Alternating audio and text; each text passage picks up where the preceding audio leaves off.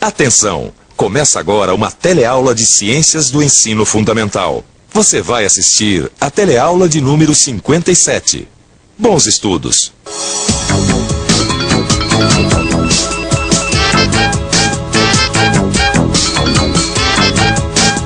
Oi, essa daqui é a Miriam, minha companheira.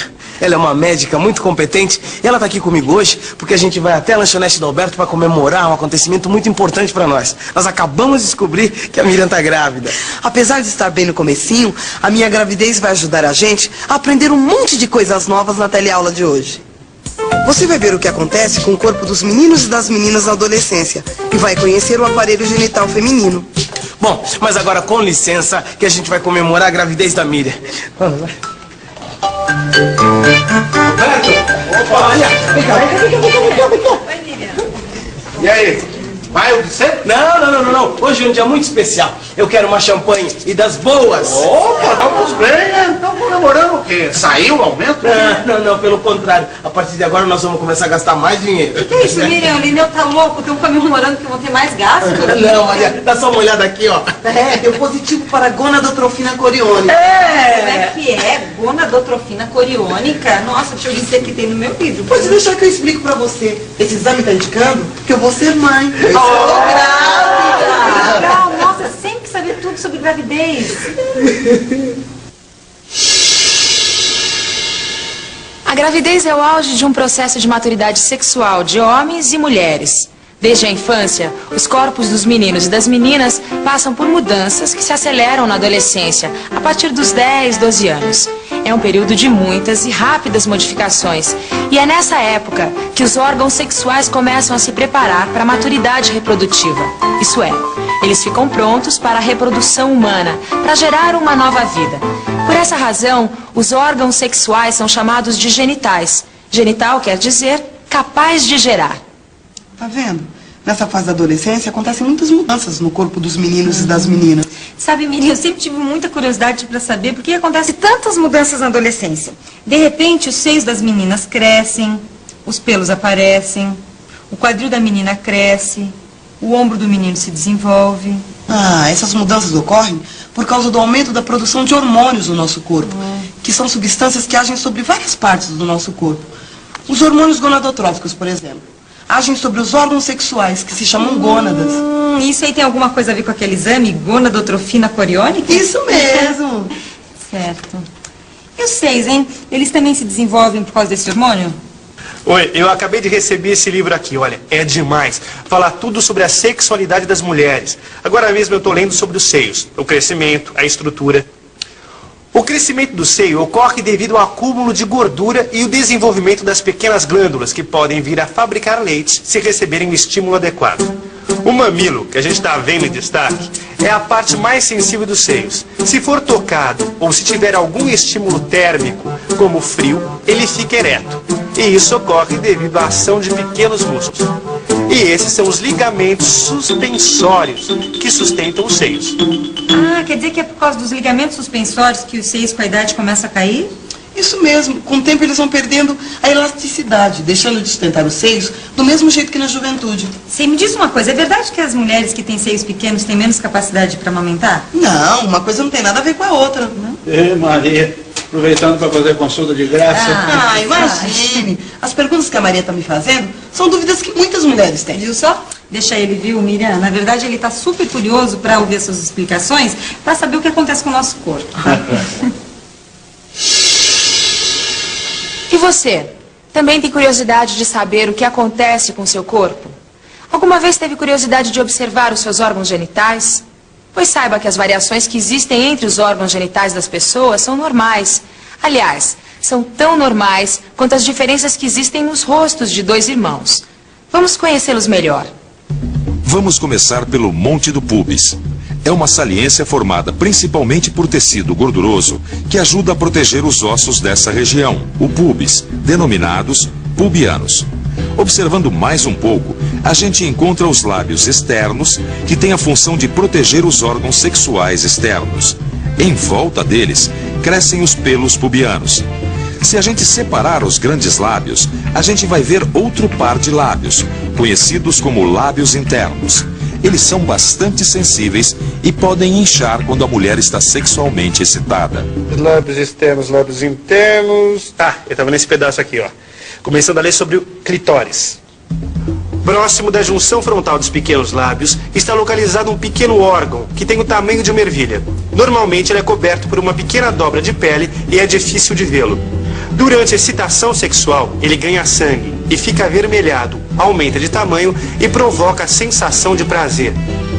Um pouco abaixo, a gente encontra a abertura vaginal, que é a ligação do meio interno com o externo. A vagina, que é um órgão, começa justamente aí. Tem ainda o orifício por onde sai a urina. E mais abaixo tem o ânus, por onde saem as fezes. E aqui tá o tão polêmico ímen. Nossa, eu já ouvi tantas coisas sobre ele, que algumas mulheres sangram na primeira relação, outras não. Ah, então vamos tirar essas dúvidas de uma vez por todas. O ímen é uma pele fininha, que recobre parcialmente a abertura da vagina, se rompendo gradualmente com a idade. Então é verdade essa história que algumas mulheres têm o ímen rompido sem ter relação sexual? Ah, isso é verdade. Não é muito comum, mas tem mulheres que têm o ímen rompido por estímulos mecânicos, como exercícios físicos. Ô, amiga, agora só falta você dizer que tem mulher que não sangra quando perde o ímen.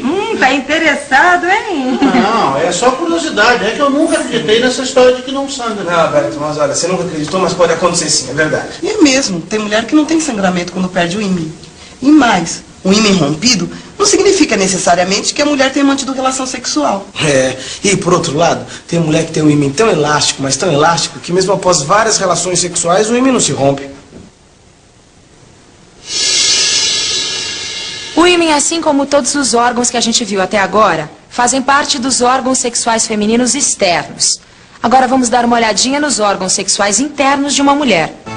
Começando pela vagina, que é como um canal com paredes com propriedades elásticas.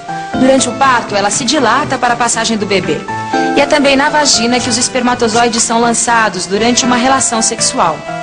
A seguir, a gente encontra o útero, um órgão musculoso que abriga o embrião durante a gravidez. A cada mês, as suas paredes se preparam para receber o embrião. Caso não ocorra a gravidez, as paredes se descamam junto com um derramamento de sangue, que não coagula. Esse processo é chamado de menstruação. Você ficou sabendo que estava grávida porque não ficou menstruada? É, esse é um dos sinais. Mas a gente só tem certeza mesmo quando faz um exame. É, porque às vezes podem ocorrer sangramentos, mesmo durante a gravidez. Que incrível, né? O seu bebê está começando a crescer bem aqui dentro, ó, no útero. Ah, e o ovário, hein? Ah, é onde são produzidos os óvulos. Caso eles encontrem os espermatozoides na época certa, a mulher fica grávida. Mas não é só isso. O ovário é responsável por outras coisas também. Ele produz hormônios, por exemplo. Eu vou ler para vocês. A gravidez é mantida nas primeiras semanas graças a hormônios que são produzidos pelo ovário. Um deles, chamado progesterona, é produzido respondendo a estímulo mandado pelo útero grávido. E quando o ovário percebe no sangue um hormônio chamado gonadotrofina coriônica, ele produz progesterona. As tubas uterinas ligam o ovário ao útero. Quando a mulher enfrenta uma gravidez de risco, o óvulo se encontra com o espermatozoide e estaciona na tuba. Damos a este fenômeno o nome de gravidez tubária. E atenção, se liga aí que é hora da revisão. Na teleaula de hoje, você conheceu o aparelho genital feminino. Viu que ele é composto pelo ovário, útero, tubas uterinas, vagina, lábios externos, lábios internos, ímen, clitóris e monte do púbis. Viu que os ovários produzem as células sexuais femininas, os óvulos e hormônios. Viu também que a gonadotrofina coriônica está presente no sangue das gestantes. E você que tem fome de aprender, você já sabe o que fazer, não é? Tem que abrir o seu livro, estudar, fazer os exercícios. Tem que se preparar porque os exames já estão aí. E quem se preparar, vai faturar. Combinado? Então, até a próxima teleaula.